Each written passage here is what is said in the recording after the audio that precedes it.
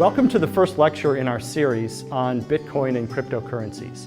I want to start by introducing the four lecturers who are going to be speaking in the series. The first lecturer is Joseph Bonneau. He's a postdoctoral researcher in computer science at Princeton University. The second lecturer is me, Ed Felton. I'm a professor at Princeton in computer science and in the Woodrow Wilson School. The third lecturer is Arvind Narayanan. He's a computer science professor at Princeton. And fourth, our special guest lecturer is Andrew Miller. He's a PhD student in computer science at the University of Maryland. There will be 11 lectures in total.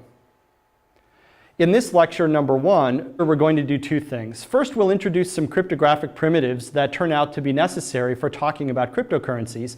In particular, we'll talk about cryptographic hashes and digital signatures, and we'll talk about some of the ways in which those are used to build cryptocurrencies. And then at the end of the lecture, we'll start talking about cryptocurrencies, and I'll give some examples of simple cryptocurrencies that illustrate some of the design challenges that we need to deal with. I want to apologize for covering the cryptographic material at the beginning. Unfortunately, we have to eat some of our vegetables a little bit in order to lay groundwork for the cryptocurrency stuff. So if you came for the cryptocurrency stuff, let me assure you, first of all, that we will get to it in this lecture, and that having laid the groundwork in this lecture, there's going to be a lot more specifically cryptocurrency-focused material in later lectures. All right, so let's get to it. In segment 1.1, we're going to talk about cryptographic hash functions. We'll talk about what they are and what their properties are. And then later we'll move on and talk about what their applications are.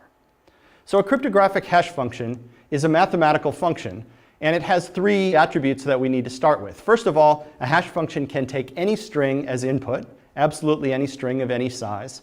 It produces a fixed size output. We'll use 256 bits in this series of lectures because that's what Bitcoin does. And it has to be efficiently computable, meaning given a string, in a reasonable length of time, you can figure out what the output is. So that's a hash function, but we're going to need hash functions that are cryptographically secure. The cryptographic properties of hash functions are a complicated topic in general, but we're going to focus here on three particular properties, and I'll explain in a minute what those are. In particular, that the function is collision-free, that it has a hiding property, and that it's puzzle-friendly. And for each of these, I'll talk about what the property is, what it means, and then I'll talk about why it's useful to have a function that has that property. So first, collision-free. So the first property that we need from a cryptographic hash function is that it's collision-free. And what that means is that it's impossible, nobody can find values x and y such that x and y are different, and yet the hash of x is equal to the hash of y. And so if we look at the operation of the function as depicted by one of these red arrows, here's x and h of x, and here's y and h of y, then nobody can find a situation like this, that you have an x and y that are separate, and yet when you hash them, they hash to the same value. Now, one thing to notice is that I said nobody can find. I didn't say that there is no collision. Because if you think about it, there has to be a collision. Collisions do exist, and to understand why that is, we can use this diagram. Over here on the left, I'm depicting all of the possible inputs to this function, which can be a string of any size. And over here, I have all of the possible outputs, which has to be a string of 256 bits in size. So the right-hand side here, the outputs, there are only 2 to the 256 possibilities. Over here, there are more possibilities. And so if you think that every point over here on the left is going to be mapped by an arrow to some point on the right, you can see that as you go from all the points over here on the left into the right, it has to get crowded. And in fact, that there have to be multiple values over here on the left that map to the same output over here. In fact, in general, there will be a very large number of possible inputs that map to any particular output. So collisions do exist. I said before, nobody can find a collision, and that's the key question. We know collisions exist. The question is, are there any collisions that are findable by regular people using regular computers? Okay. Now, to make things even worse, I said that it has to be impossible to find a collision. Let me tell you how to find a collision, because there's a method that's guaranteed to work. And the method works like this, that we're going to pick 2 to the 130 randomly chosen inputs over on the left cloud of that previous diagram. And if we pick those 2 to the 130 randomly chosen inputs, it turns out there's a 99.8% chance that at least 2 of them are going to collide. And so this is a very simple method for finding a collision. It works no matter what the hash function is, but of course the problem is that this takes a very, very long time to do. you have to compute the hash function 2 to the 130 times. And that's, of course, an astronomical number. This method works no matter which hash function we're using. There's still a 99.8% probability that this works, and if it doesn't work, just try it again. It'll probably work the next time. But this doesn't really matter. And the reason it doesn't really matter is that this procedure takes 2 to the 130 steps in order to get to that high probability. So we can say something like this. We can say that if every computer ever made by humanity was computing since the beginning of the entire universe up to now, the odds that they would have found a collision is still infinitesimally small. So small that it's way less than the odds that the Earth will be destroyed by a giant meteor in the next 2 seconds, which didn't happen. Okay, so we know how to find a collision, but this method takes too long to matter. The question is there some other method that could be used on a particular hash function in order to find a collision? And that's the question that is harder to answer. Is there a faster way to find collisions? Well, for some possible values of hash functions, of course there are. For example, if our hash function were to simply take the input modulo 2 to the 256, that is, it just selected the last 256 bits of the input, then we would know an easy way to find a collision. One collision would be the values 3 and 3 plus 2 to the 256. So for some possible values of the hash function, it's very easy to find a collision. For others, we don't know. Now, one thing I need to note is that there's no hash function in existence which has been proven to be collision-free. There are just some that people have tried really, really hard to find collisions and haven't succeeded. And so we choose to believe that those are collision-free. Okay. Now, what good does collision freedom do us? If we can assume that we have a hash function that is collision-free, then we can use that hash function as a message digest. And what I mean by that is the following, that if we know that x and y have the same hash, then it's safe to assume that x and y are different. Because if someone knew an x and y that were different that had the same hash, of course that would be a collision. Since there's not a collision that we know of, then knowing the hashes are the same, we can assume that the values are the same. And this lets us use the hash as a kind of message digest. Suppose, for example, that we had a file, a really big file, and we wanted to be able to recognize later whether another file was the same as the file we saw the first time. Right? So one way to do that would be to save the whole big file, and then when we saw another file later, just compare them. But because we have hashes that we believe are collision-free, it's more efficient to just remember the hash of the original file. Then if someone shows us a new file and claims that it's the same, we can compute the hash of that new file and compare the hashes. If the hashes are the same, then we conclude that the files must have been the same. And that gives us a very efficient way to remember things we've seen before and recognize them again. And of course, this is useful because the hash is small. It's only 256 bits, while the original file might be really big. So hash is useful as a message digest, and we'll see later on in this lecture and in subsequent lectures why it's useful to use hashes as message digests. So the second property that we want from our hash function is that it's hiding. And the property that we want is something like this, that if we're given the output of the hash function, that there's no feasible way to figure out what the input x was. The problem is that this property doesn't exactly hold. And to understand why that's the case, let's look at this example. So here, what we're going to do is an experiment where we flip a coin, and if the result of the coin flip was heads, we're going to return the hash of the string heads, and if the result was tails, we're going to return the hash of the string tails.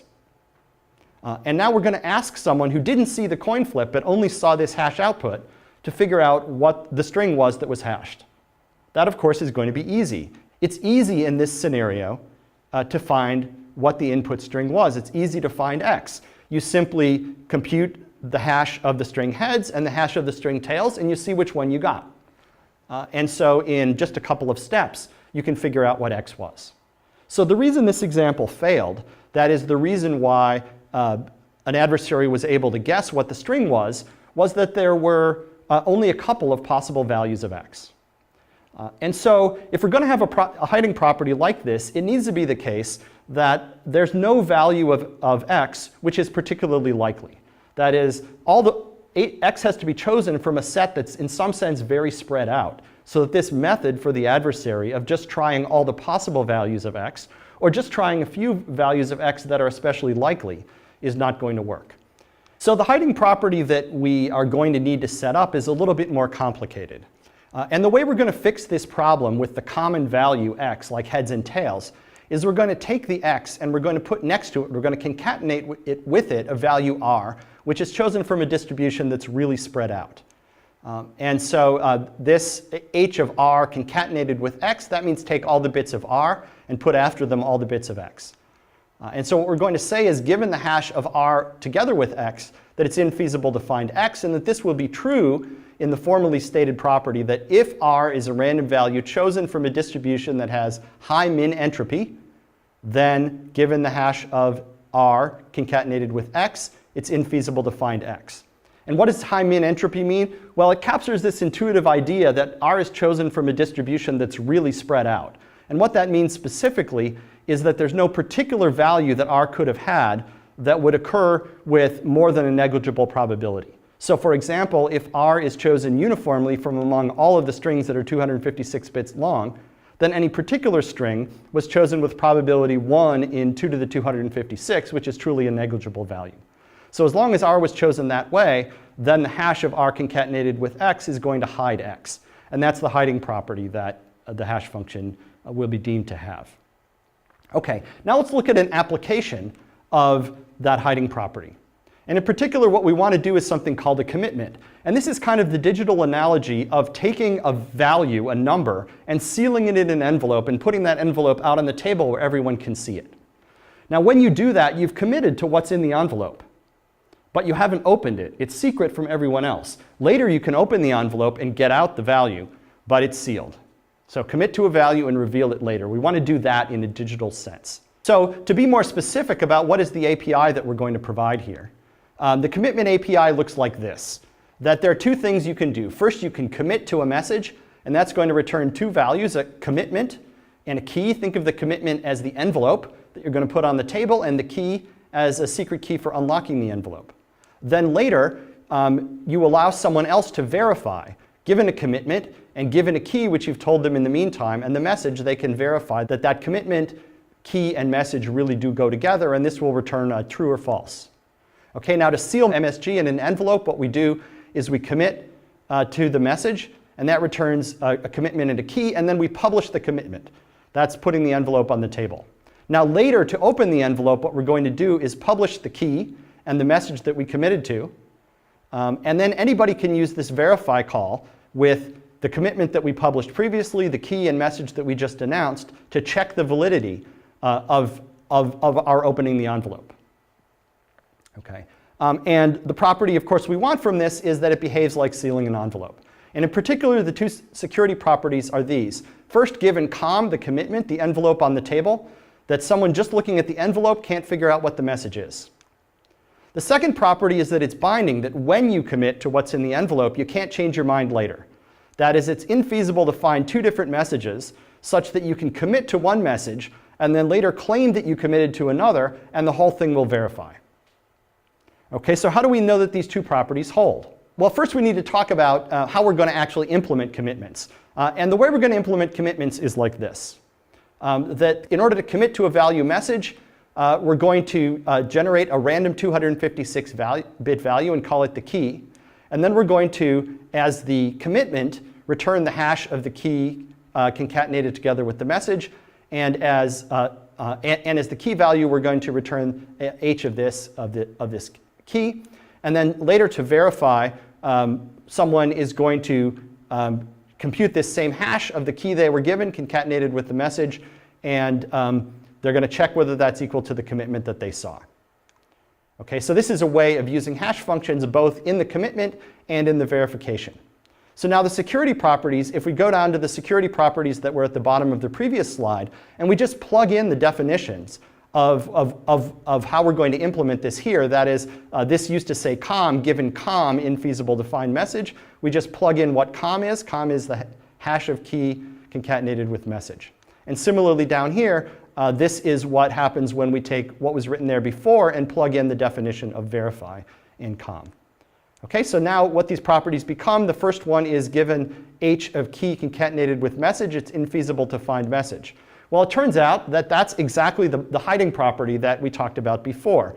Key was chosen as a random 256-bit value, and therefore the hiding property says that if we take the message and we put before it something that was chosen from a very spread out distribution, like I said, a random 256-bit value, then it's infeasible to find the message. So this is exactly the hiding property. And this one down here turns out to be exactly the collision-free property. So that if someone can find two messages which have the same hash like this, well, then they have an input value here and an input value there that are different, and yet those have the same hash. And so because of the two security properties we've talked about for hashes so far, this commitment scheme will work in the sense that it will have the necessary security properties.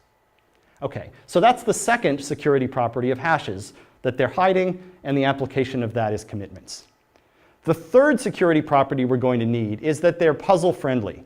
And this is, again, a little bit more complicated, but let me just go through it a bit by bit.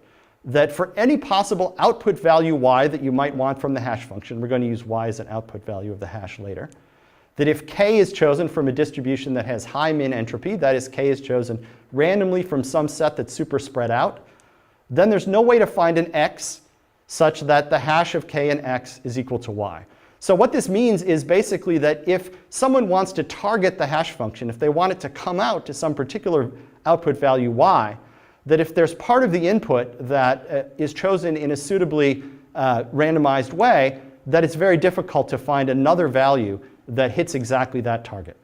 So the application we're going to use of this is we're going to build a search puzzle. And what that means is we're going to build a mathematical problem which requires searching a very large space in order to find the solution, and where there's no shortcuts, a way to find a good solution other than searching that large space.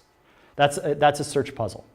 To be more specific, the idea is that if we're given a puzzle ID, which is chosen from some high min entropy distribution, that is some very spread out probability distribution, and we're given a target set y, which someone wants to make the hash function fall into, then we want to try to find a solution x, so that if we hash the puzzle ID together with the solution x, we get a result that's in the set y. So the idea is y is a target range or set of hash results that we want. ID specifies a particular puzzle, and x is a solution to the puzzle. And the puzzle-friendly property here implies that there's no solving strategy for this puzzle which is much better than just trying random values of x. And so if we want to pose a puzzle that's difficult to solve, that we can do it this way, as long as we can generate puzzle IDs in a suitably random way. And we're going to use that later when we talk about Bitcoin mining. That's the sort of computational puzzle we're going to use. Okay, so we've talked about three properties of hash functions and one application of each of those. Now let me talk just very briefly about the particular hash function we're going to use. There are lots of hash functions in existence, but this is the one Bitcoin uses, and it's a pretty good one to use. It's called SHA-256, or SHA-256, and it works like this. Basically, it takes the message that you're hashing, and it breaks it up into blocks that are 512 bits in size. The message isn't going to be, in general, necessarily exactly a multiple of the block size, so we're going to add some padding at the end. And the padding is going to consist of, at the end of the padding, a 64-bit length field, which is the length of the message in bits. And then before that, it's going to consist of a 1-bit, followed by some number of 0 bits. And you choose the number of 0 bits so that this comes out exactly to the end of a block. So once you've padded the message so that its length is exactly a multiple of the 512-bit block size, you then chop it up into blocks, and you then execute this computation. You start with a 256-bit value called the IV. That's just a number that you look up in a standards document. And then you take the IV and the first block of the message, you take those 768 total bits, and you run them through this special function C, the compression function, and out comes 256 bits. You now take that with the next 512 bits of the message, run it through C again, and you keep going. Each iteration of C crunches in another 512-bit block of the message and mixes it in sort of logically to the result. And when you get to the very end, you have consumed all of the blocks of the message plus the padding. The result is the hash. That's a 256-bit value.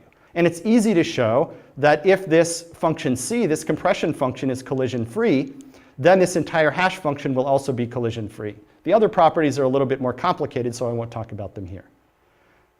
Okay, so we've talked about hash functions. We've talked about what hash functions do.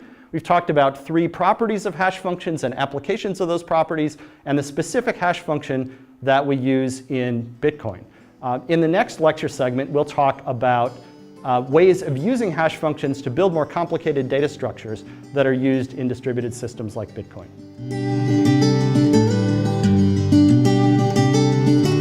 In section 1.2, we're going to talk about hash pointers and their application. A hash pointer is a kind of data structure that turns out to be used a lot in the systems that we're talking about. And a hash pointer is basically a simple thing that we're going to take a pointer to where some information is stored, and we're going to, together with that pointer, store a cryptographic hash of the information. So whereas a regular pointer gives you a way to retrieve the information, a hash pointer is going to let us ask to get the information back. And it's also going to let us verify that the information hasn't changed. So a hash pointer tells us where something is and what its value was. Okay, and we're going to draw a hash pointer in diagrams like this. That we're going to have h of, and then an arrow that points to something. So anything drawn like this, think of it as being a hash pointer to this thing. It's a pointer to where it's stored, and it's also the hash of the value that this data had when we last saw it. And we can take hash pointers and we can use them to build all kinds of data structures. So a key idea here, take any data structure, a linked list, a binary search tree or something like that, and implement it with hash pointers instead of pointers as we normally would. For example, here's a linked list that we've built with hash pointers. And this is a data structure that we're going to call a blockchain. So just like a regular linked list where you have a series of blocks and each block has data, as well as a pointer to the previous block in the list, here the previous block pointer will be replaced with a hash pointer. So it says where it is and what the value of this entire previous block was. And we're going to remember the head of the list like this, just as a regular hash pointer. Okay. And a use case for this, for a blockchain like this, is a tamper-evident log. That is, if we want to build a log data structure that stores a bunch of data so that we can add data onto the end of the log, but if somebody goes later and messes with data that is earlier in the log, we're going to detect it. That's what the tamper evidence means. So to understand why a blockchain gives us this tamper evident property, let's ask what happens if an adversary wants to go back and tamper with data later that's in the middle of the chain. Okay, so let's assume that an adversary wants to tamper with this block down here. He wants to change the data here, and he wants to do it in such a way that we, the holders of the hash pointer at the head here, won't be able to detect it. All right, so the adversary changed the contents of this block, and therefore the hash here, which is a hash of this entire block, is not going to match up. Because the hash function is collision-free, it must be the case that the hash of this block is now different. And so we could detect the inconsistency between this data and the hash pointer that we remembered before. Or we could do that unless the adversary also tampers with the hash pointer. If he tampers with this hash pointer, then he makes these two match up. But now he's changed the content of this block. And what that means is that when we come back later and hash the contents of this block, it's not going to match the hash that we remembered before because the contents of the block has changed. And so we're going to detect the inconsistency between the contents of this block and this hash, unless the adversary also tampers with the block over here on the right. But now when he does that, the hash of this block is not going to match the hash that we remembered up here and the hash that we're holding on to. And this the adversary can't tamper with because this is the value that we remembered as being the head of the list. And so the upshot of this is that if the adversary wants to tamper with data anywhere in this entire chain, in order to keep the story consistent, he's going to have to tamper with hash pointers all the way back to the beginning, and he's ultimately going to run into a roadblock because he won't be able to tamper with the head of the list. And so what this means is that just by remembering this hash pointer, we've essentially remembered a kind of hash, a tamper-evident hash of the entire list all the way back to the beginning. And so we can build a blockchain like this containing as many blocks as we want, going back to some special block at the beginning of the list, which we might call the genesis block. And that's a tamper-evident log built out of a blockchain. Now, another useful data structure that we can build using hash pointers is a binary tree. We can build a binary tree with hash pointers, and this is called, in the jargon, a Merkle tree, after Ralph Merkle, who invented it. And the idea is this. Suppose we have a bunch of data blocks, which we'll draw across the bottom down here. we're going to take pairs, consecutive pairs of these data blocks, and for these two data blocks, we're going to build a data structure here that has two hash pointers, one to each of these blocks. And similarly all the way across. We'll then go another level up, and this block here will contain a hash pointer of these two children down here, and so on all the way back up to the root of the tree. And then just like before, we're going to remember just the hash pointer up here at the head of the tree. And we can then, if we want, traverse down through the hash pointers to any point in the list, and we can make sure that the data hasn't been tampered with. Because just like I showed you with the blockchain, if an adversary tampers with some block down here at the bottom with the data, that will cause the hash pointer that's one level up to not match, so he'll have to tamper with that. And therefore, he'll have to tamper with the hash pointer one level up from there. And therefore, he'll have to tamper with the hash pointer one level up from there. And eventually, he'll get up to the top where he won't be able to tamper with the hash pointer that we've remembered. So again, any attempt to tamper with any piece of data across the bottom will be insured against by just remembering the hash pointer at the top.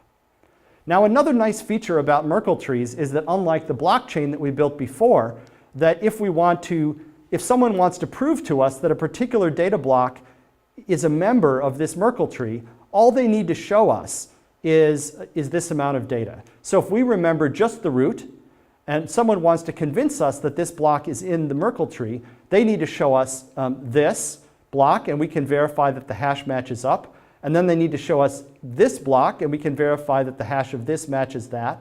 They can show us this block, we verify that the hash of this block matches this hash pointer, and then they show us the data. And just by verifying the hashes up to the root, we can verify that this data block was in the Merkle tree. So that takes about log n items that we need to be shown, and it takes about log n time for us to verify it. And so with a very large number of data blocks in the Merkle tree, we can still prove membership in a relatively short time. Okay, so Merkle trees have various advantages. One advantage, of course, is the tree holds many items, but we just need to remember the one root hash, which is only 256 bits. We can verify membership in a Merkle tree in logarithmic time and logarithmic space. That's nice. And there's a variant, which is a sorted Merkle tree. That's just a Merkle tree where we take the blocks at the bottom and we sort them into some order, say alphabetical, lexicographic order, or numerical order, or some order that we agree on. Now, having done that, once we've sorted the Merkle tree, now it's possible to verify non-membership in a Merkle tree. That is, we can prove that a particular block is not in the Merkle tree. And the way we do that is simply by showing a path to the item that's just before where that item would be and just after where it would be. And then we can say, look, both of these items are in the Merkle tree, they're consecutive, and therefore there's no space in between them. There's nothing in between them, and so the thing that we're trying to prove non-membership of can't be there. All right, so a Merkle tree is a binary search tree built with hash pointers. We can do logarithmic time membership proofs, non-membership proofs if we sort the tree, and it's very efficient. More generally, it turns out that we can use hash pointers in any pointer-based data structure, as long as the data structure doesn't have cycles.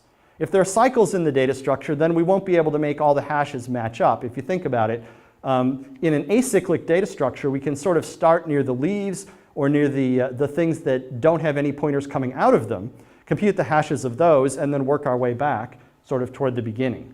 But in a structure with cycles, there's no end that we can start with and compute back from. So for example, a directed acyclic graph out of hash pointers, and we'll be able to verify membership in that DAG very efficiently, and it will be easy to compute. So this is a general trick that you'll see over and over throughout the distributed data structures and throughout the algorithms that we talk about later in this lecture and in subsequent lectures.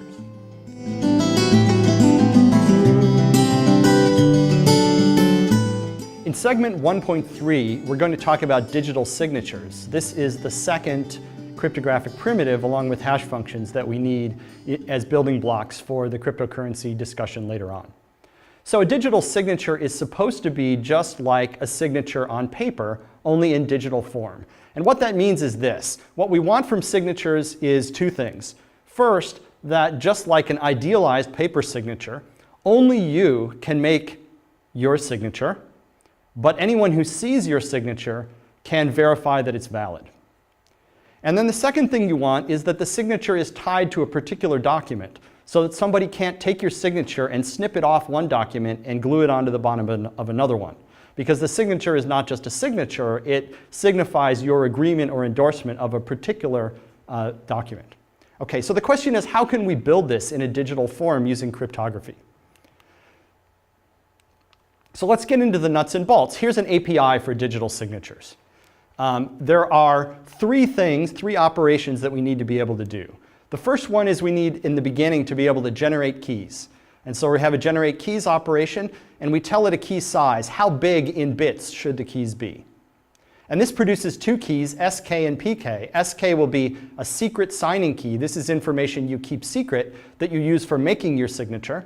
And PK is a public verification key that you're going to give to everybody and that anybody can use to verify your signature when they see it. Okay. The second operation is the sign operation. So the sign operation, you take your secret signing key and you take some message that you want to put your signature on, and it returns sig, which is a signature. It's just some string of bits that represents your signature. And then the third operation is a verify that takes something that claims to be a valid signature and verifies that it's correct. It takes the public key of the signer, it takes the message that the signature is supposedly on, and it takes the supposed signature. And it just says yes or no, is this a valid signature? Okay, so these three operations, these three algorithms constitute a signature scheme. And I'll note that the first two can be randomized algorithms. The verification won't be, it will always be deterministic. And in fact, if you think about it, generate keys had better be randomized because it ought to be generating different keys for different people. Okay, so the requirements for the signatures at a slightly more technical level are the following two requirements. First of all, that if a signature is, that valid signatures will verify. If a signature is valid, that is, if I sign a message with SK, with my secret key, that if someone then later tries to validate that using my public key and the same message, that will validate correctly.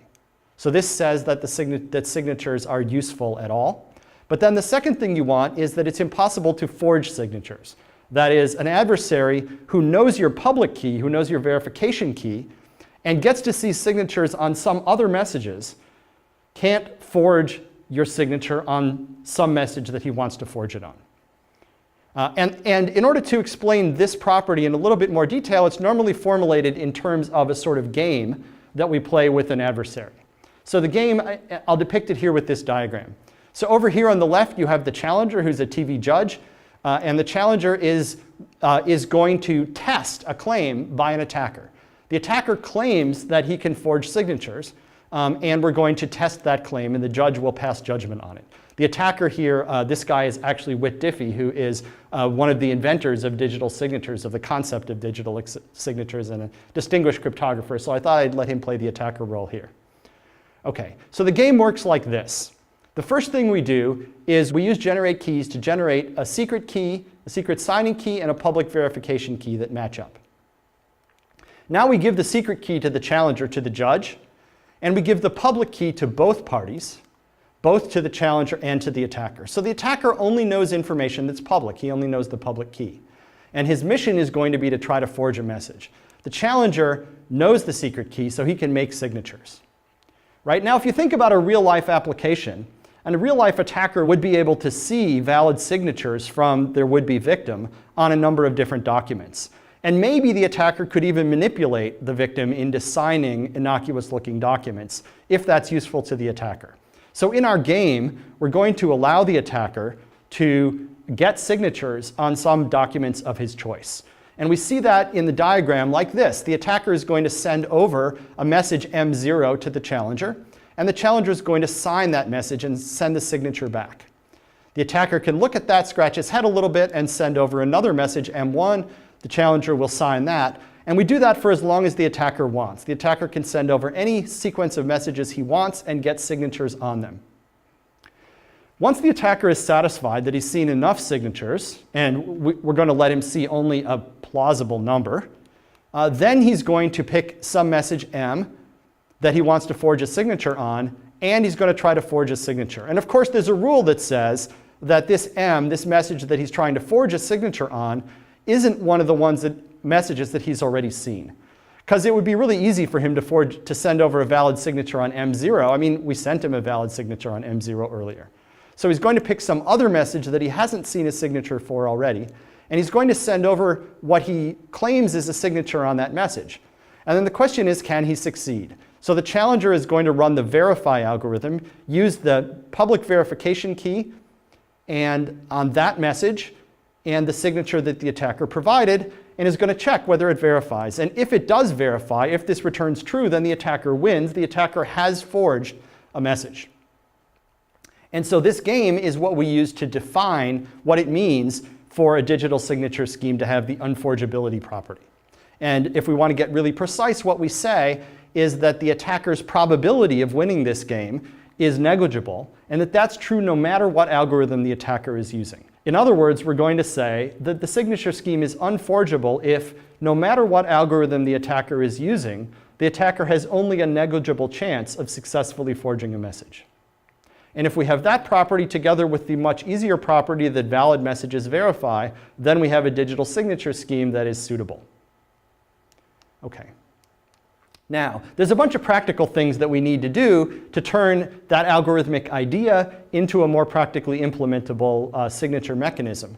For example, the algorithms we talk about are randomized, at least some of them will be, and so we need a good source of randomness. And the importance of this really can't be underestimated. Band randomness will sink you, your algorithm will be insecure. And I'll just point out here that attacks on the source of randomness are a favorite trick of intelligence agencies, and those are the people who know what kinds of attacks are likely to be successful. In practice, there's a limit on the message size that you're able to sign because real schemes are going to operate on bit strings of limited length. The fix to that is simply to use the hash of the message rather than the message itself. That way the message can be really big, but the hash will be only 256 bits. And because hash functions are collision-free, it's safe to use the hash of the message as the input to the digital signature scheme rather than the message. And by the way, a fun trick, which we'll see used later, is that you can sign a hash pointer. And if you sign a hash pointer, then the signature covers or protects the whole structure. Not just the hash pointer itself, but everything it points to and everything it points to. For example, if you were to sign the hash pointer that was at the end of a blockchain, the result is that you would effectively be digitally signing the entire contents of that blockchain. That's a useful trick that we'll see used later. Okay, now let's get into the nuts and bolts. Bitcoin uses a particular digital signature scheme that's called ECDSA. That's the elliptic curve digital signature algorithm, and it's a US government standard. And we won't go into all the details of how ECDSA works. It relies on some extremely hairy math. And trust me, you don't want to see all the details of how that works. You can look it up if you're interested. So we'll skip that. One thing I'll note, though, is with ECDSA, good randomness. I said this before, but I'll say it again because it's really essential. Good randomness is especially essential with ECDSA. If you use bad randomness in generating keys or even in signing, you probably leaked your private key.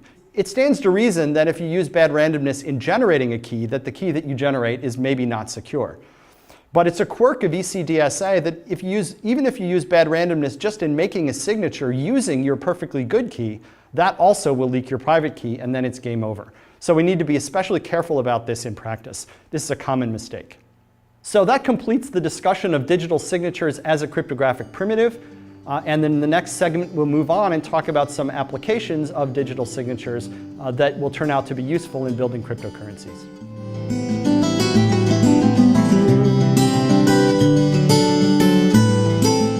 In segment 1.4, we'll move on, having covered digital signatures, and talk about a nice trick that we can use that goes along with digital signatures.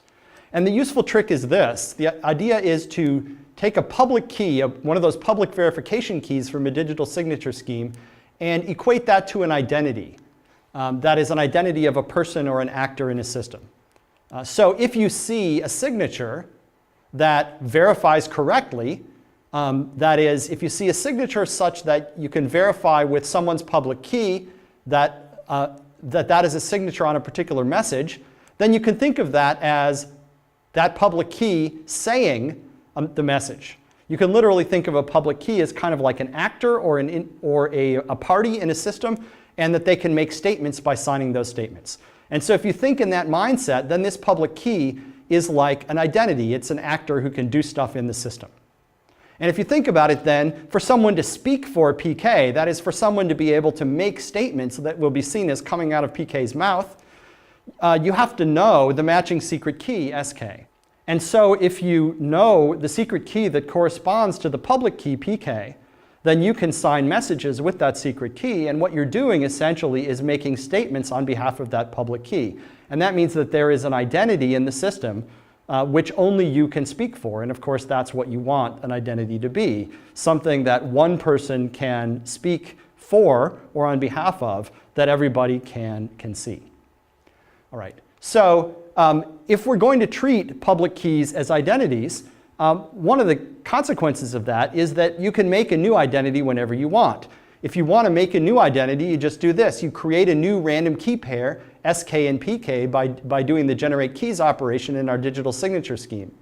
And we get out SK and PK. PK is then the public name that you can use. That's the name of that identity, what it's called. Although in practice, you'd probably use the hash of PK because public keys are big. But again, we'll leave that aside as a detail.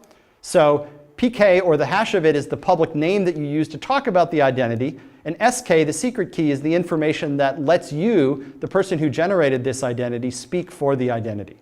You control the identity because only you know the secret key. And if you generated this in such a way that the public key PK looks random, then nobody needs to know who you are. You can generate a fresh identity that looks random, that looks like a face in the crowd, that only you can control. This brings us to the idea of decentralized identity management. That rather than having a central place that you have to go in order to register as a user in a system, you don't need to get a username, you don't need to inform someone that you're going to be using a particular name. If you want a new identity, just make one. Anybody can make a new identity at any time, and you can make as many as you want. If you prefer to be known by 5 different names, no problem, just make 5 identities. If you want to be somewhat anonymous for a while, you can make a new identity, use it just for a little while, then throw it away. All of these things are possible with decentralized identity management, and there's no central point of control, so that you don't have to have anyone who's in charge of it. The system operates in an entirely decentralized way. And this is the way Bitcoin, in fact, does identity. These identities are called addresses in Bitcoin jargon. And so you hear the term address used in talking about Bitcoin and cryptocurrencies. But what that really is just a public key or a hash of a public key. It's an identity that someone made up out of thin air as part of this decentralized identity management scheme. Now, the obvious question that arises when you're talking about decentralized identity management and people making up these identities is, how private is this? And the answer is, it's complicated. On the one hand, the addresses that are made up this way are not connected to your real-world identity. You can execute a randomized algorithm. It will make some kind of PK that looks kind of random, and nothing exists initially to connect that to who you are. You can do that in the privacy of your own home. So that's good news if you want to be able to act privately. But the bad news if you want to act privately is that if that address, if that identity is making a series of statements over time, if it's engaging in a series of acts over time, that people can see that whoever this is has done a certain series of actions. And they can start to connect the dots. Gee, this person is acting a lot like Joe. Maybe this person is Joe. And so an observer can link together these things over time and make inferences. And so this balance between, on the one hand, there being no initial tie to real-world identity, and on the other hand, that a pattern of behavior of an address emerging over time, and the question of what can be inferred and which dots can be connected, that gets pretty complicated. And that's really the question of privacy in a cryptocurrency like Bitcoin. And there's a whole lecture about that later on. And so I'm not going to steal the thunder of that lecture. I just want to give you an idea of how decentralized identity makes privacy a complicated question.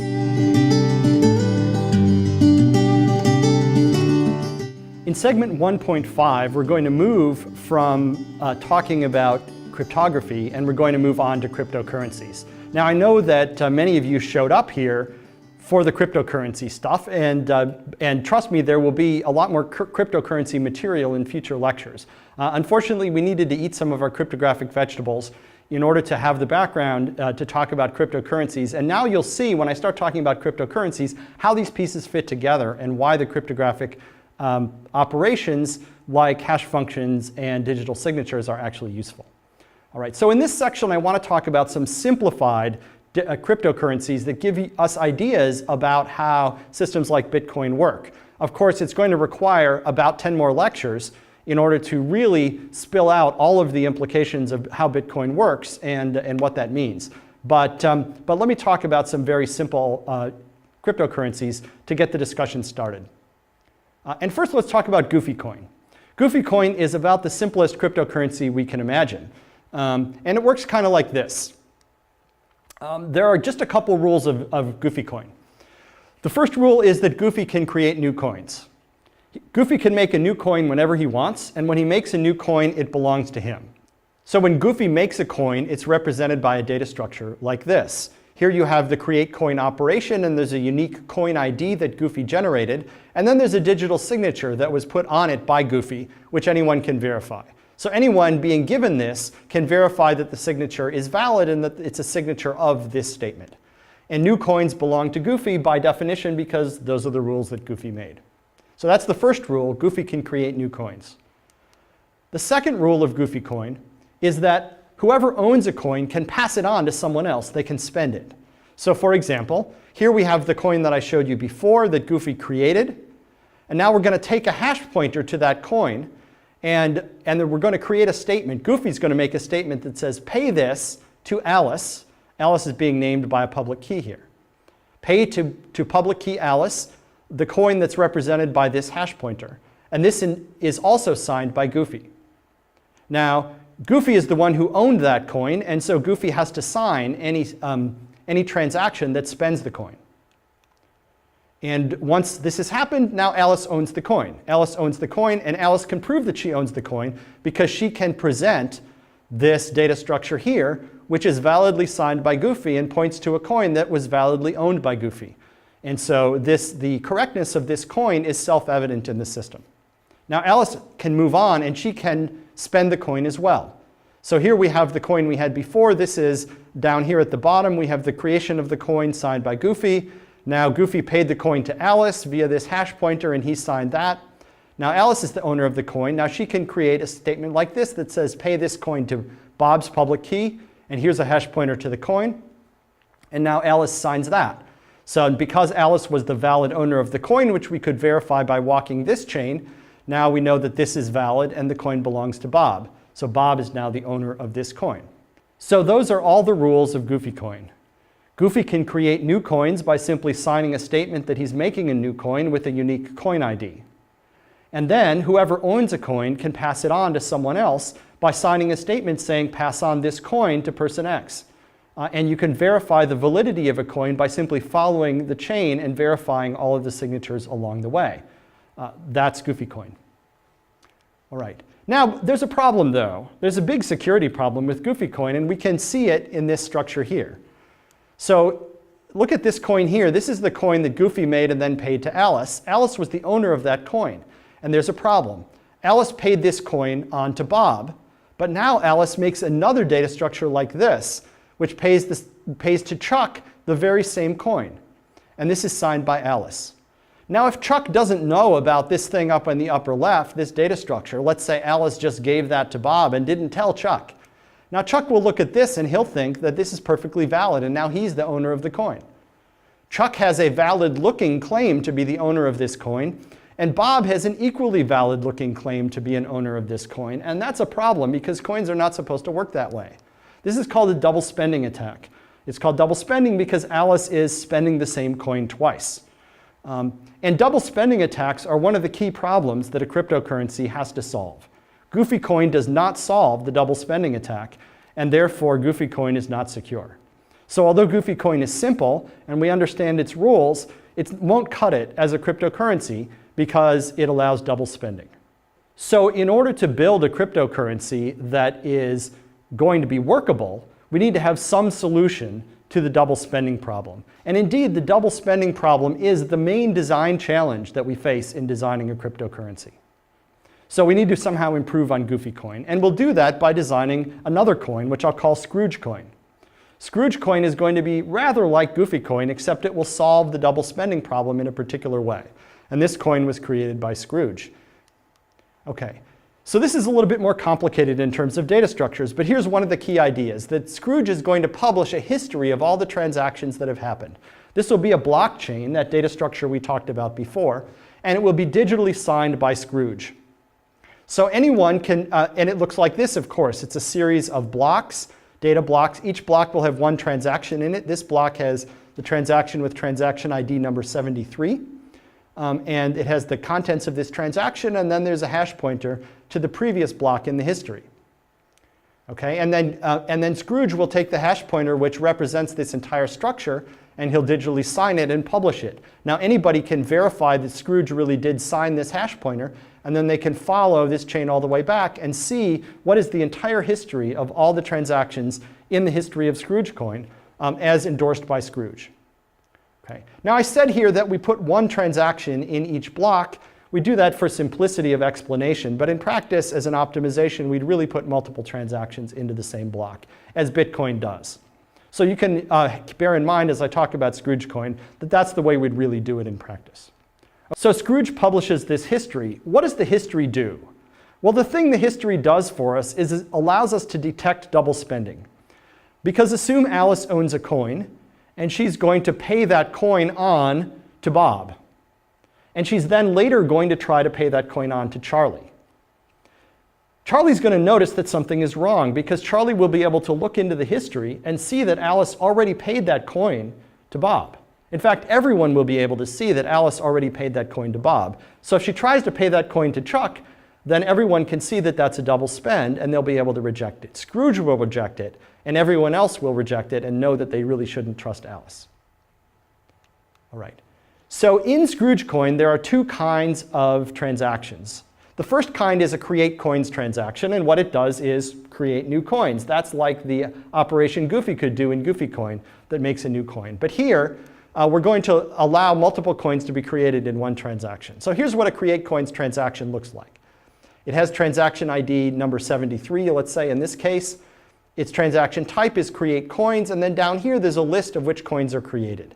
Each coin is going to have a serial number within this transaction, 0, 1, 2, etc. Each coin has a value. It's worth a certain number of Scrooge coins. And each coin has a recipient, which is going to be a public key who gets that coin as it's created. So this transaction type creates a bunch of new coins and assigns them to people as initial owners. Now we're going to have a concept in Scrooge coin of a coin ID. That refers to a particular coin. So this particular coin here is coin ID 73 because it was created in transaction 73 and it was number 0 within that transaction. Similarly, we have 73 73 and so on. So every coin in Scrooge coin has a coin ID that we can use to refer to it. A create coins transaction is always valid. Why is it valid? Well, because Scrooge said so, and they call it Scrooge coin for a reason. If Scrooge puts this into the history which he signs, then it's valid by definition. We don't need to worry about whether Scrooge is entitled to create coins, just like we didn't need to worry in Goofy coin about whether Goofy is entitled to create coins. The rules of the system, which were created by Scrooge, simply say that if Scrooge wants to make coins, then that's valid. So anything he puts into the history is valid. The second kind of transaction we're going to talk about is a pay coins transaction. And this is a transaction that consumes some coins and destroys them and creates new coins of the same total value, but which might belong to different people. So over here on the left, we have an example of what a pay coins transaction looks like. This is transaction ID number 73, let's say. Its type is pay coins. We have here a list of the coins that this one consumes. All of these coins are being consumed and destroyed by this pay coins transaction. So we're going to add up the value of all of those coins, and then we're going to create a bunch of new coins, down here 0, 1, and 2, etc., just like before in the create coins transaction. Each one has a value. Each one will belong to a certain recipient. And those new coins had better add up to the same total value as the coins that we consumed. And then at the bottom, we have a set of digital signatures. This transaction has to be signed by everyone who's paying in a coin. So if you're the owner of one of the coins that's going to be consumed in this transaction, then you need to digitally sign the transaction to say that you're really okay with spending this coin. The rules of Scrooge coins say that a Paycoins transaction is valid if 4 things are true. First, if the consumed coins are valid, that is, they really were created in previous transactions. Second, that the consumed coins were not already consumed in some previous transaction. That is, that this is not a double spend. Third, that the total value of the coins that come out of this transaction is equal to the total value of the coins that went in. And finally, that the transaction is validly signed by the owners of all of the consumed coins. If all of those things are true, then this Paycoins transaction is valid. Scrooge will accept it. He'll write it into the history, into the blockchain, and everyone will see that this transaction has happened. One thing to note about this scheme is that coins are immutable. Coins are never changed, they're never subdivided, they're never combined. All they are is created once in one transaction and then later consumed in some other transaction. But you can get the same effect as being able to subdivide or pay on or combine coins by using transactions. For example, if you want to subdivide a coin, you can just create a new transaction that consumes that one coin and then produces 2 new coins of the same total value. And if you want, you can give those 2 new coins back to yourself. That's a way that you can subdivide a coin that you own. Similarly, you can combine coins or you can pay on a coin, in effect, by just creating a chain of transactions, each of which pass that value on in the form of a new coin to someone else. So although coins are immutable in this system, it has all of the flexibility of a system that didn't have immutable coins. Okay, now we come to the core problem with Scrooge coin. Scrooge coin will work. People can see which coins are valid. It prevents double spending because everyone can look into the blockchain and see that all of the transactions are valid and that every coin is consumed only once. But the problem is Scrooge. Scrooge thinks this is fine, right? Scrooge says, don't worry, I'm honest. But the fact is, if Scrooge starts misbehaving, then we're going to have a problem. Or if Scrooge just gets bored of the whole Scrooge coin scheme and stops doing the things that he's supposed to do, then the system won't operate anymore. And so the problem we have here is centralization. That although Scrooge is happy with this system, we as users of it might not be.